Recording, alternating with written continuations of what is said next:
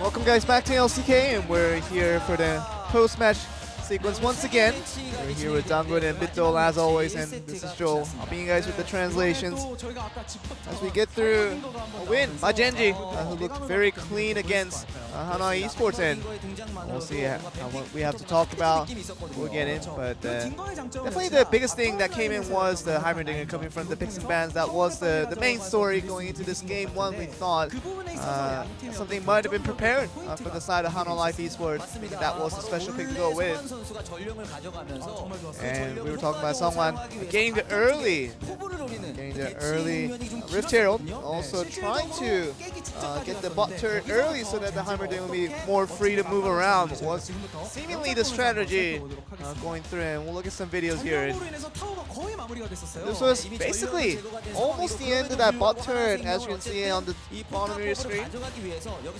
And basically this was overdue. Basically what we were trying to get Hanwha Esports trying to break this tower early so that Heimerdinger will be more free to move around. See, basically banner command being used on that minion in mid lane for the side of Gen.G, and they felt good enough that they want to finish that defending here. And Rengar didn't rush into the dive in even after using the ultimate. Of course, really allowed the timing and basically that sense of fear that it was implemented into the Hanwha Life Esports players, because after they don't see the Rengar after the ultimate hasn't procced, they definitely see it, they definitely hear it, and they know that the Rengar could pop out of nowhere. And knowing that, it just seems like the Hanwha Life Esports couldn't be as aggressive as they were. So that's kind of the problem that didn't allow Hanwha Life Esports to get that tower that they wanted. And look at that banner minion still moving around, trying to take the wave one by one. And that really allowed that one play, really allowed the defense of Gen.G and maintain this one bot turret and for the longest of time, and allow them to go with the defensive opportunities, and also for Heimerdinger to make sure it can't really move around as it did. And in the end, we see the Lulu is pushing out, eventually in the first tower, and thought the first turret would definitely went into the bot turret from Gen.G, so thought it would have went to Hanwha Life Esports. So a very good defensive effort by Gen.G, also putting that banner minion on the mid lane, and with the Rengar putting that aggression on with the ultimate, not really proccing with a dive. All those things really added up to being a Gen.G getting the first turret instead, despite the fact that the Rift Herald did go over to someone and decided to Hanwha Life Esports. So very impressively done by Gen.G in that instance. And I think that was the key play that really allowed them to get the win at the end. That really key play that snowballed into the very end of it. It really showed that the little differences and the minor wins that Gen.G kept on getting eventually got them to be the winning team at the end of things in game one. And kind of look at the fans' reactions to that game one. We just see how we go through, and we're seeing Ruler as the last hope of ADCs, because he's still sticking to the ADCs and looking good on it, and still a lot of ADC mains out there here in Korea who wants to support the pre-8.11 patch where ADCs once existed and had good lives. And just hope that Gen.G could continue to show it along with Ruler, but also see how Hanwha Life Esports fights back in game two. But you're gonna see one line summary here, and with Lulu pushing through with the banner minion. We were just putting the we want this guy on roaming, and right here we're gonna have the banner minion. Let's please not get into the details on this one. I apologize for this one, I just can't do it. But that's the end of my translation. I think that's good enough for my part, and I'll send it back to you guys. Thank you very much, Joel. I was personally very impressed. I assume I'm roaming and the banner minion's going to be the person splitting or something like that, but it is going to be Ruler picking up the MVP, and we get to see the top of his beautiful head there as well. Wasn't our vote, but 4-0-3, and he was hyper-aggressive on that Ezreal to secure that win in the end. Amusingly, his first MVP of the season. Aro, for his playmaking, has picked up quite a few already. You know, Ezreal time catch seems pretty good. Yeah. Blue side, maybe even on red side in the first round if certain things are banned.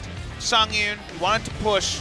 Boy, did the Donga want to push, but his good friend Shen wanted to pack up and leave. In team fights, he decided that he wanted to use the rockets only and never the turret until the game was over. And then around the Baron, they just decided to hold the Heimerdinger. Oh, what use could it have there? None. I don't think that it really has any use at all. This team fight was very even. Probably the most even fight that we had throughout this whole series.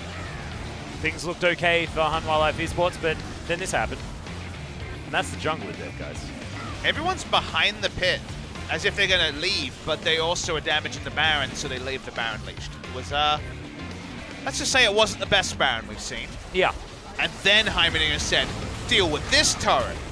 Unfortunately, most of his people were dead, and it was kind of executed. Yeah, the turret instantly died anyway. So Ruler is going to be able to pick up the MVP, and Heimerdinger is going to remain 100% defeated here in the LCK after his second match ever. A change.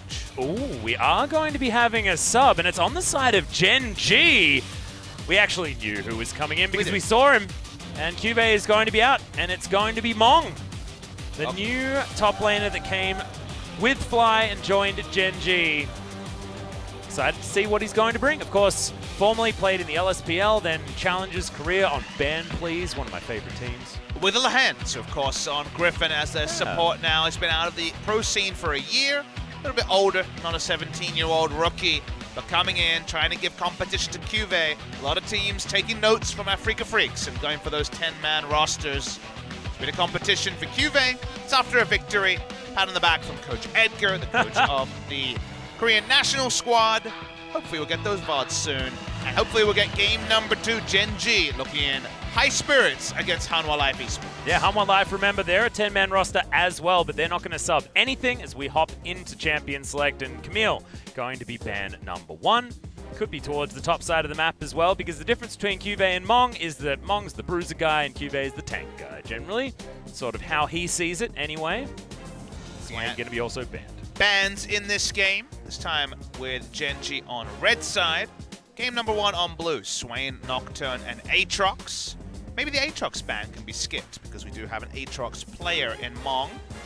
Yeah, might be the change up here is Talia is going to once again be banned away by Hanwha Life. In fact, exactly the same as their first round of bans. Pretty bizarre ban, given the power level change in Talia. She went from being flex pickable and strong in multiple roles to be a bit more narrow in terms of use, kind of mid or bot, and bot is pretty situational to begin with, so... Yeah, I feel like that's sort of the max pick if he's going to get last pick or something like that. I mean, it fell through draft multiple times tonight, so very strange to see it banned, but I'm sure that was prep that was done a few days ago, and they don't want to deal with red side last pick Aurelion Sol, so it's going to straight up ban it. Yep, the A Sol taken off the board. Gen.G, what's their final ban going to be? The Aatrox, like you say, was certainly an option, but Taric was taken away by Hanwha to deny that combo, and that is going to be the Yi this time around from Gen.G that's going to be banned. Do feel like we're kind of not having to deal with the Master Yi Taric, so I don't mind when it's banned away. It's a bit much to follow the true funnel. I'm happy that the funnels are going down a little bit in the amount we're seeing them, but the Lulu first pick makes a lot of sense. Looking on the side of Gen.G, the Zoe has been a big pick for Fly, and he doesn't mind it into the Lulu either. And how about an Ezreal? Yep, Ezreal going to be picked up. I have a feeling that Tahm Kench could be denied here. I'm surprised that the Zoe was picked and not Tahm Kench instead. I actually really like Zoe Ezreal here because now, if they take Tahm Kench, they're showing Lulu as 100% mid. It does affect their draft, so I think this is a good way of influencing things. Is who is that? And maybe the final is back. It is back. Okay, well that could actually be Songwan playing it, so yeah, it could actually be that final strategy again. Lava playing it, if it's a second EULCS strategy. Yeah. Okay, here we go. The funnel of Master Yi Taric is gone. We're going to get a hyper-farmed Kai'Sa, we're imagining, based on the fact they took Braum and Lulu. And now you can look at the face of Core JJ and say, really? This again? Oh, and wow. they take a Jax because Jax works against the funnel champ. And also Mong was a Jax one-trick. Yeah. Got him up to, I think, top 10 challenger is his best or something like that as a Jax OTP. So not too bad. Going to be able to grab that for his first game here on the LCK stage. So first round Jax, Gen.G already know. The moment you see Lulu and Braum on a team, 100%, they're going to start funneling, and we think it's into the Kai'Sa. So good start with the Jax. can't take the Braum against it. Remember, Braum has been Gen.G's answer in the 2 games they have beaten the Masi Taric Mata combo. We'll see what else they want to pair with it. Usually it's hard CC to lock down a hyper carry on the side of Hanwha Life. Esports, they're probably still going to want a Tom Kench. Yeah. And will we see the ban? Well, I think we should. It's not going to be banned yet. But Hanwha Life thinking about what they want to take away. I don't see any other option being better. Maybe a jungler. Could be, but I don't think so. Cannon. Okay. Well, Core.G must have been doing something ridiculous on the cannon. And it's, yeah, I mean, Core.G, it could be a support ban. It could be a Jax jungle, I guess. It's possible. More hard CC is recommended. Okay. Going for the Rakan from Core.G. So the left Tom up, he'll take it. Can be considered to deny. They're going to go for Rakan for another engage choice. All right. AoE that's in close range as well, if they can get on top of the Kai'Sa, who's lowish range. A Mundo would be very strong here for Hanwha Life Esports. I think you want Mundo X on their side. Singe could be considered. I like the Mundo just because it can work with the Lulu as well. They want to better in a team fight situation as well. They want to create pressure somewhere. And, all right, well, they're going to round out their draft. Looks like we're going to have... All right, if Alistair's in there, then we have Braum and Lulu as solo lanes. No, sorry, Singed and the Lulu as solo lanes. Yep, that would make some sense. And we're going to have the Braum on the bottom side of the map in very traditional 80 carry matchup style. Unless. Let's see what's happening here in All right, Life yeah. Esports. Hang on, where is everything going? So it's going to be Lulu Morgana pushing bot lane. Or Yeah. it would have to be, right? I guess Braum Yeah, could and be then support, but And then you got actually Braum it's Kai'Sa mid. mid lane for sure. Or is it Kai'Sa jungle? These things we're not clear on, but at this point, I guess it has to be Kai'Sa jungle. That's what I'm sort of looking at it as. But like to be Doesn't honest, really Papa, matter. I think it's all a bit ridiculous. We know exactly what it is, though. It's a funnel the Kai'Sa strat. Yep. It's precisely what we're going to do. And Haru, he's going to pick up the Graves and say, you can funnel all you want. I'm going to kill you at level 2. All right, very interesting. Let's get the full breakdown here, because even where people go might change based on the game. When we saw this in the EULCS, and they just played the Donger, so clearly they've been watching the EULCS. It was mid lane Kai'Sa. Oh, this is cute. Sangyun's going to be playing the Kai'Sa, but he's going to be doing it from the jungle. In the mid lane. Yeah, in the jungle mid lane. And Lava's going to be in bot lane with the Momo. Yeah. All right, we've got role swaps going on over here. All right, cool. Makes some sense. You're saying that the role isn't the most important thing, it's the mastery of the champion. And so in a duo lane, Lava and Key still going to have a great time. And it's Lulu Morgana, so they're going to be wave clearing, and Ezreal's going to be like, oh, this is weird, and be just fine. So this is what seems to be happening. Sangyun will go mid on the Kai'Sa. Again, that's what we saw twice in the ULCS. Perks was the one to do it most successfully for G2. But they had their mid lane player. By they, I mean Fnatic. Chose to have their mid lane player play it. That was Caps. This time we're seeing Sangyun go mid lane, as far as we can tell. Other crazy stuff could happen. Yeah, and it's confusing whether you call it mid lane or do you call it jungle. Because I guess when it's in Master Yi, you still call it jungle, right? I don't want to think anymore. I know, I'm sort of done. I mean, I guess this could theoretically, guys, be our final game of the night. It's been a really long day, but it's very interesting to see what Hanwha Life are going to be able to do with the ultra-funneled Kai'Sa. Certainly a lot of options here, but Gen.G, it's a classic Gen.G comp. Can they just make it work again to get the 2-0? We'll find out.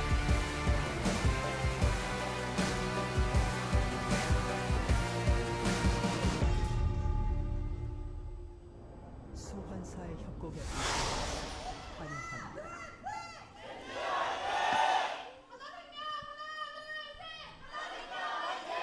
미니언 생성까지 Okay, here we are. 30초 남았습니다. Fans have had their say, and we'll see whether Hanwha can bring us to a Game 3. 8 games of the night. That feels pretty good to me, Papa. Gen.G looking to get that 2-0. Waiting for the observer to make the cheeky swap of Sangyun to the mid lane. Oh no, we caught you on camera. Yet again. Seems like a lover's duo. Yeah, looking a bit cute. So we're going to check out Ruler, our MVP from game number 1. All right, observer, pull the trigger. 미니언들이 생성되었습니다. Get the switch happening. Get it happening. Kai'Sa in the mid lane. It's the first time in Korea we've had this strategy. Yeah. See whether the Korean casters make sure that our observers do it. I think last time around when FLICKR was being moved from mid to bot and things like that, it was on the request of the Korean casters. Seeing what camp they choose to start with. Blue buff would be just to allow him to trim the wave unlimited times, but this time it's going to be the red buff. Natural pathing. They don't have any information on where graves start. That's kind of a bit frustrating because you want to choose the camp that gives you greatest access to the secondary camp rather than giving Graves a pretty easy red to blue transition. Graves will have complete anonymity like you're talking about, so looks like he was pinging out on the enemy blue buff as already the engage comes in. Lava taking so much damage. The Ignite, of course, already down here as Ruler wants to find it, but the block comes in from Key. But that's still such huge work done here for Gen.G, who'd used just one summoner spell on Lava. You can't stay here for too much longer. That's 2 corrupting potions. Charges already down. And he wants to be using those for mana sustain, not just health sustain. He has teleport himself. Key showed W, and then Gen.G said, well, let's just all in the Lulu. What you gonna do, Morgana? Watch on with your extra GP10. Take him down. Wow. They keep poking. This is disgusting stuff from Ruler and Core JJ. No more than we'd expect with how great these two are as laners. And, well, Lulu goes back with 3 CS. Have a fun trip. Well, this is where Hanwha Life Esports want to be able to grab their advantages. So they're going to get a Rift Scuttler on this top side. Sangin going to be able to grab that, and at least teleports here for Lava so that he's going to be okay. But Haru, he wants to dive the level 1 Lulu. He will be getting level 2, possibly when a few of these creeps die around this turret. Some big things could happen now. They're both full health, so element of risk to this, but if they get the flash level 2 Q and everything hits from Ruler, they will get a kill. Yep, because there's no flash here for Lava as well, so predictable where he's going to be, but at least there is some wave clear available. It just seems like as many camps as possible are going to be taken down here by the Graves. Haru, I believe, is going to find the Kai'Sa. So the things to remember, again, I would actually stayed up really late to watch both games because we had 2 final games in the EULCS, I think the first night, if you're looking for VODs, with the same strategy. And I was very interested because all of our funnels to that point had failed. We subsequently did have a winner as... apart from one. That's true, day MVP. 1 we had MVP. And then also Kingzone were able to win with it as well. But that was the Master Yi. This is the Kai'Sa mid lane strategy, which is a bit different. Thank you, Observer, for putting the Kai'Sa in the mid lane. I believe we've had Gen.G win a couple of final games as well with against them. No. They've played the Braum a couple of times. That was largely about playing mid lane Braum and denying an enemy funnel. They were never actually initiating it. That was more strategies against it. But the big takeaway from Europe is if you fall way behind as the Hanwha Life Esports comp, you can still win with a gimmick Baron. So 20-minute Baron control is so important for the side of Gen.G. In that first game, Fnatic were down 10,000 gold, took a Baron and won the game in the same push. That was Rageblade Devourer finished onto the Kai'Sa. I imagine it will be the same build here because they're clearly taking big inspiration from EULCS. Yep. So Signing just going to be farming up as much as possible. Not too far ahead of Fly, though, at this particular point in time. All about keeping the turrets up. So that's why you have Lava and Key on this Lulu and Morgana. Amusingly, Lava used to be on SK Telecom T1 under the name Taehoon as a support lane. So he definitely knows the bot lane and Lulu support.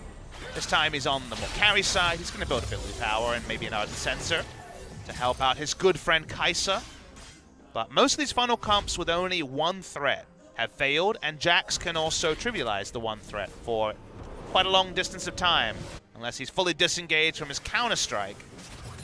That is an important thing to take away, but again, the skill cap here for Gen.G is how do you deal with 20-minute Baron threat, and how quickly can you take down the turrets and accelerate the game time. Well, right now, this turret on the bottom side of the map is taking a while to go down. Gen.G keep pushing waves into it, and then it just keeps being removed from the map. As Sangyun turns up to the mid lane, we'll be able to clear out this wave quite nicely. Flight just doing his very best to farm these minion waves out as quickly as possible and try to deny as much as he can from this jungle farming duo. Wait, that paddle star never came back. Yeah, no. He sort of just threw it into the abyss. Maybe that paddle star is still going. Is it joining those ash arrows? Yeah, potentially. Not on the other side. Okay, well, it's going to be another Rift Scuttler. If only we had a timer. A counter?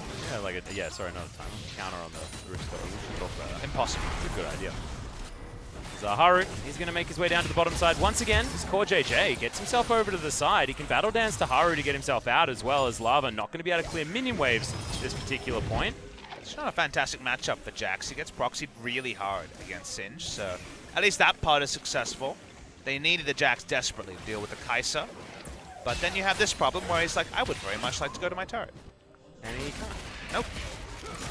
Do his best to try to here. At the moment, he's getting severely out-farmed and gate-kept from his turret. Finally, he's going to be able to catch a wave, but that whole minion wave was denied. He gets Nice. level 6 eventually, but... Full level down. Yeah, that is terrifying. Now he has a jungler. His mid lane is roaming, which for now is fine. Yep. And the Sleepy Trouble Bubble is going to land. The Ignite ticking down as well, and that's a good stun. And Mong's going to grab first blood. That'll make up for it. Really nice CC layering in Yeah. that one. There was no wasted moment whatsoever. Nicely picked up. Excellently done by Gen.G, and it was at a time when Fly was actually able to roam. So given the funnel is also about forcing the enemy mid laner to react, that was very nicely played by Gen.G. The thing that's ridiculous here is the fact that, yes, Hanwha Life Esports have at least been able to keep this turret up for 7.5 minutes. However, Lava has about 0 farm in comparison to Ruler, who's almost tripling him before 10 minutes into the game, which is one of the more repugnant things that I've seen so far. And I think, you know, going back to Ruler's words, which definitely were very aggressive, if you take a more passive or a slightly different look at the, you know, these guys aren't good enough to play 80 carries, we're seeing a lot of people playing stuff they have very little experience on Atlas. Like, how many games of role-swapped Lulu Morgana could Lava and Key have played? I'm going to guess less than 10. And the thing is that Key's played Morgana, definitely. Lava's played I'm talking about as a duo. Lulu, but yeah. Being able to play in a duo and in a different lane is also another thing that you get to talk about as far as out of your comfort zone. It's not about just be on a champion you can play, it's play it where you know how to play it as well. And so let's compound that with how many games of Ezreal has Ruler played? Hundreds, maybe thousands. Yeah. And Core JJ, hundreds of games of Rakan. So you're playing against one of the best bot lanes in the world on comfort with your role-swapped hodgepodge stuff, and the payoff is the Kai'Sa, which could still carry the game, has a lot of CS, but you can't be too surprised that Gen.G's keeping it simple and was getting frisky with first the Heimerdinger into the double support bot lane, and it might not work. Yeah, and it does show sort of the effect that Gen.G are having on a lot of our teams in the LCK at the moment as well, because they have been a very impressive team to watch. But are they having an effect? Because everyone's still doing the gimmicky stuff, and they're saying, I mean, hey, what about normal? This is some pretty silly gimmicky stuff. It could still work. Role swapping. Gen.G forgets about Baron between 19 and 23 minutes. It is eaten alive by 2-item Kai'Sa. That's true. That's true. Maybe I'm a little bit more jaded than I need to be, as Linderung's going to sacrifice a lot of his health bar, but he's doing Singe things. It's your 7th game of the night. I'll give you some leeway. Thanks, man. Thanks, man. Appreciate it. But I mean, I'm just looking down, and Ruler is over double the CS that Lava's been able to pick up, and there's not a lead like that Sangyun's been able to make up for in the mid lane. Plus, it's like Gen.G have an extra champion because Haru's been able to farm his jungle. Also, what if Sangyun doesn't do damage for 1.5 seconds and or dies? The team comp does nothing. Yeah. So when you go the double support, that's why we feel like the funnel, the best funnel we've seen by far, is something like Master Yi Tarek. You know, that part is pretty normal. A threat in the bot lane, a Lucian, for example, and Mundo in the top. Someone to work with the Lulu, someone to frontline with the Mundo. And the Singe is fine on that side. But going that extra support, it can pay off. But more often than not, things get tricky, like we're already seeing on the map. Yeah, and because that tower went down on the bottom side of the map, Gen.G get to do their snowball thing and push this wave towards the mid lane. And everyone has to group up, means that Sangyun's not going to be accelerated as far as experience is concerned, and Gen.G get to continue building this lead. We've seen these funnel comps fall behind and sometimes still work, but this is not feeling like one of those times. It feels like Gen.G do just have their foot on the pedal as far as the accelerator of the game is concerned. A little bit too much for this comp to really get online, but we'll see whether Hanwha Life Esports can actually prove us wrong, as Haru trying to take this dragon. Will be able to eat himself up some honey fruit and be okay. They don't actually see it, Hanwha Life Esports. Oh, no. Under their nose. I believe they were out of vision. There certainly weren't any pings on the area. So Graves takes down a Mountain Drake that's going to help with the pushing, and pushing's the name of the game. To hold Hanwha Life Esports comp in check. All the supports are mid lane. There's a lot of them. There's a conga line of people trying to buff up Sangyun, but it's kind of going to be base abilities, an Ardent Sensor, a Redemption, and not much else on the side of Hanwha Life Esports. sort of thing where if you got an interview with their coach and they said, well, we don't think we can beat them standard, so we tried to cheese them, then at least you'd understand. Mong's going to get in here. 4 members of Hanwha Life Esports just getting closed in on Songwon at half health. They are wanting to take down Shelly, who's very far away from her pit, as there's going to be the Herald going over to Gen.G, and the fight starts. Brilliant engage coming in from CoreJJ, but Mong is going to go in a little bit too far as Haru does get Wild Growth knocked up. Lava trying to get back into this fight, but Fly comes in over the side, and now the chase down potential is here. Ezreal still over. Sungyun rockets in with the ultimate, picks up the triple. That's the Quadra coming down. Might even be able to get the pentakill unless Fly can get something done that's ridiculous. Does take down the Lulu and doesn't offer up his life for the pentakill as Sungyun. He's keeping the Hanwha dreams alive. Hanwha grouped. The team of Gen.G weren't. Big cheers from the crowd. That's what you're looking for. The acceleration onto the Kai'Sa. Watching it all come through. If you notice, pickup actually goes to Gen.G, like you say. Didn't actually see who ended up picking up the Rift Herald, if it was picked up. They dive very deep. Mong alone. Remember, he is the new player that wasn't playing previously in game number 1. And then Kai'Sa is only going one way. The Zoe can only kill people one at a time. And this is Sungyun popping off. Yeah, and the team fight Singed also working out extremely well, making sure that that Sungyun had as much space that he needed to just single people out. Use the killer instinct just to finish everyone off. So the farm lead is actually quite minimal for Sungyun. He doesn't have 200 CS at 13 minutes into the game. We usually see quite a lot ahead of 10 a minute in this particular strategy, but he does have the 4 kills. We remember the 4 kills for Beyond on the Master Yi and what that meant. This will mean Rageblade, Devourer, and then some at 20 minutes. And I hope Gen.G were watching the same VODs I was and know that Baron threat is immense from just Sungyun and a couple of friends tanking it up for him. Well, at the moment, there's only 1 ward even remotely near the area. However, we still have a few minutes to go before the Baron is there. Ruler and CoreJJ wanting to try and take down this outer turret in the mid lane. Sungyun, he's going to turn up, and they have to respect the AD carry that's playing a jungler in the mid lane. Oh god, that's confusing. Only 370 farm also picked up by the side of Hanwha Life Esports. If you add the numbers together, about 450 on the side of Gen.G. Maybe a little bit less than that, but definitely comfortably over 400. Mostly because the Lulu wasn't able to pick up any farm. Yep. Well, this Zoe certainly was able to pick up the farm. Also picked up the Rift Herald. We were wondering where Shelly ended up, and she ended up in the hands of the Lulu. So will mean another turret, most likely. Getting turrets is actually very difficult for the funnel comp to pull off. The reality of how things go. Maybe if the Lulu Morgana is pushing against a weaker lane, but didn't happen in this game. Fly not going to invest the Rift Herald top side, holding on to it to crack the mid lane turret. Will do most of the health of the currently 70% health mid lane turret. Again, it may not matter. Again, the Baron.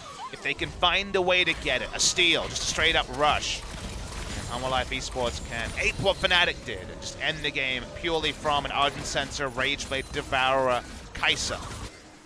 That was with Caps falling behind, dying multiple times. While the farm level isn't immense, the kills are, and this is a serious force to be reckoned with. Yeah, it's despicable. Ruler not quite towards his Trinity Force just yet, wants to be able to get his transformation as well as, there goes Shelly, just bonks her head into the inner turret on the top side of the map. Man, Fly's been having a great time just clearing minion waves as CoreJJ is able to battle dance his way out, gets over to Ruler. That means that Killer Instinct now on cooldown for Sungyun. Not the biggest cooldown though, so probably not such a big deal. And able to get the ultimate out of CoreJJ, so no all-in coming in, so here we go, attempting a push. Yep, collateral damage comes down. So there's the redemption. I believe that was one that was picked up by good old Fly elsewhere. And he's going to be able to take down this inner turret on the top side as well. The 1v1, absolutely not that situation when Fly versus Lava is spoken about. Because this was a bottom lane Lulu. Yeah. It's pretty cruel for the Luden's Echo and thanks for the leash. Sorcerer's Shoes against the Ardent Sensor only for, well, sad times. Ezreal doing damage, but Singed has had a fun time against Jax when we caught the matchup a couple of times. Yeah. Of course, you did mention that it is going to be a tough one for Jax to win out on, but good Single to know that target. Linderung's making things work. Single target farming champion that doesn't build Tiamat against a weight clear proxy champion. So, yes, Yeah. it is a pretty triumphant matchup for Singed, and it's also Jungle Graves, who finds it hard to connect all of his damage into a Singed because he's so damn fast. Well, you were talking about the Rage Blade. It was completed on the last back for Sungyun. He's had it for a while now, though. See what Hanwha Life can do as far as being aggressive around this map and trying to play around this huge spike in damage. Mountain Drake would be lovely for that Baron speed to go up again. Gen.G not going to surrender it. Yeah, anyway. Mong does have the teleport available to him, but remember, this is a new player for Gen.G. As, okay, someone's going to explode relatively, and they're going to share in the Mountain Drake profits. Gen.G is slowly just accruing more and more of a lead. Picking up more and more farm as this game goes on, but remember, it's multiplicative scaling that comes in when you've got all of your money on one champion. So, the gold lead going to be skewed just a little bit based on mathematics. And I know it gets a little bit confusing, but this means, guys, that in your games where the really fed guy's stealing all the kills, it's actually good for doing more stuff. So feel okay about it. Don't feel annoyed that he's stealing your kills. And kind of the Idiot's Guide version is every 1,000 gold and extra level onto Kai'Sa is so much more important than Taric in other games. Morgana, Lulu, Braum. These champions have very good bases. These champions don't scale with items or levels, as well as the Kai'Sa. So it's just the idea of you could be behind in terms of every metric, but because this one champion hits her critical point earlier, it could be big. Actually, the grounding is big. Yep, the flip is going to come in at a beautiful time as well. Nicely done from Linderung. That's an easy pickup on top, but in goes Sungyun trying to complete this, but not going to be able to do it underneath the turret, and a lot of damage actually came down onto the support staff of Sungyun. Looking to go back as well. They seemed a bit slow on picking up exactly how in trouble he was when the goop came down, the mega adhesive from the Singed. They're still able to push up. Once again, that ultimate down from Sungyun, so his backline threat is minimal. Does mean that he's not going to be as much of a threat to Ruler, who can play a little bit more aggressively, but misses the Tahm Kench, I believe. He's going to be able to take himself this red buff, and we're going to be looking at Ruler. If he manages to outplay Sungyun at any point in this game, I'm going to probably call him the best AD carry in Korea, because it'd be pretty amazing. Sungyun really is accelerated beyond belief. I don't really know what an outplay looks like when Kai'Sa is way ahead of you in terms of items and levels and has targeted abilities, so pretty hard to outplay the Kai'Sa Q. But yes, it's going to be tricky. Going to be much more about poke, but looks like probably Death's Dance is going to be the pickup here for the Kai'Sa. Had the Vamp set to Solder and just configuring different items that build into Death's Dance. Yep. Was a common pickup before Q became AoE instead of single target. Now you get a little bit less life leech from the passive because you don't get the full single target benefit you did before. But still very viable against a Zoe burst. Yep. Certainly has activated his E. So the supercharge working out pretty well here for Sungyun at the moment, but once that Death Dance comes in, also going to have that Q upgraded as well. So despite it not necessarily giving as much health back, still works out. I think he has the AD now, so I think it's Q and E upgraded. Right, yeah, a bit accelerated as far as I do the math, because Devourer attack speed obviously is the brunt. Devourer into Rage Blade into the Berserker Greaves. Mid lane has frustrated Gen.G for a little while, and will continue to frustrate them. Yep, because there's a door in the way. There's another one as Core JJ has to flash, but he does survive. Nope. No, he doesn't. Okay, the red buff is going to be enough in the end as Lava taking a lot of damage. Ruler wants to be able to get the work done here, but it's a double kill as Sungyun. It's just so huge. Mong does at least one thing, but it's not enough because there's a triple kill now from this gigantic Kai'Sa. Thank you very much, EULCS, because now we've got it taken over the LCK. Look at that timer. It's Baron time for the side of Hanwha Life Esports. Sungyun popping off. Gen.G giving them too long a leash. That is the eyes of a murderer on your screen right now. Sleepy Trouble Bubble comes in. They've got at least the cleanup crew here as Fly and Ruler. They're missing their poke. Yeah, a fair bit of damage is going to be there as Songwon. He does have to get out of this pit. Can they get any sort of steal? No, they can't. Too much damage from the Kai'Sa, as she's even going to be able to take down the Zoe as well. And it felt like it was an afterthought. Sungyun jumps on top of Ruler now as well. Can he actually get flashes over the Mystic shot just for the style points and gets the double? Yeah, this is what happens, Atlas. I watched those games, I knew the power, and unfortunately it was kind of one by one the dominoes just came along, trying to challenge, and now 3,000 gold in the wallet. I need a pretty fat wallet to fit in all those rolls. But God. he is the most ahead. 4,000 gold ahead of anyone on the enemy team. They're going to take the mid lane turret. They probably won't end the game with this Baron buff, but you wouldn't know it from the damage he's doing. He still doesn't have a gold lead. They still don't have a gold lead on the side of Hanwha Life. But they've got an effective gold lead, They Atlas. Because 3 people who need nothing have got nothing, and the man who needs everything just got everything. I'm going to watch the replay and watch him. That's what happens when you have all the abilities, all those laning phases. Weren't they rubbish, Atlas? But it didn't matter because of the power of Kai'Sa with all the levels, all the items and buffs from her friends. Clean them all up. They take the Baron, they take the mid lane turret, and you're going to need some sort of heroic Jax play, otherwise it's going to be Hanwha Life Esports taking game number 2. Yeah, pulling us towards that game number 3 as well as Sangyun. Yeah, 6,000 damage, so it's a lot of damage. The rest of his team together did 1,400. Oh, man. Are you ready for some damage percentage numbers? Only Singed laning phase is going to swap this to less than 50%. I am ready. Mercurial Scimitar going to be the next option here as Maybe Sangyun they finishes the can death end in dance. 1 minute 50. Potentially. If one person dies for free here from Gen.G, which with how much damage is going to come out is quite easy, this game Is could Sangyun end. going to accidentally press Q in range of a member of Gen.G? Because I think that might mean that they die. At this point in time, Linderung going to make himself look tasty, just trying to bait them in as Sangyun. Oh. There's the supercharger call. JJ once again going incredibly low as their flash does come through, and the Kai'Sa going ballistic. That's 2 kills. That's 3. Make it as the triple kill finally comes forward. Nothing Ruler can do whatsoever as he tanks up a hell of a lot of turret shots. In fact, that collateral damage was almost close enough to taking him down. It doesn't actually happen. Haru has to watch on in horror as exactly your prediction comes through, Papa Smithy. 24 minutes into the game, and Hanwha Life Esports are going to do it. That is so many kills on the dang Kai'Sa, and the Nexus is going to go down. Game number 3, Gen.G, Hanwha Life. Gen.G thought with one ban they could answer the funnel comp, but oh no, no, no. EU LCS in action 2 games in a row, and EU eventually wins. The Kai'Sa mid lane popping off. Sangyun roll swaps and says, this mid lane seems all right. I might stick around here for a little while. They got one little advantage. It didn't matter that everyone else had nothing. That man to the right of your screen had everything. Goodbye, Gen.G. All your good work counts for naught when the Baron goes down to the side of Hanwha. And those first 4 kills that Sangyun was able to get in the river, that first fight, honestly felt like it was all over after that moment.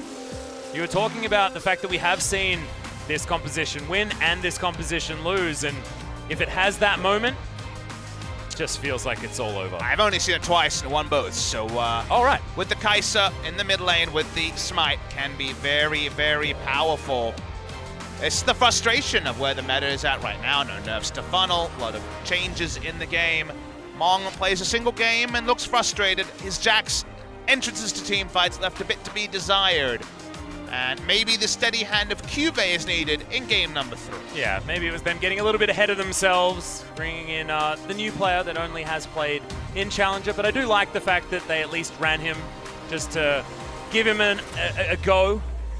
But guys, here's a graph. Yeah, that's a lot Ooh, of let's put damage. it together. So that's 8,300, 11,000, 15,500. Yeah, he did more than 50% damage. That's nice. Yeah.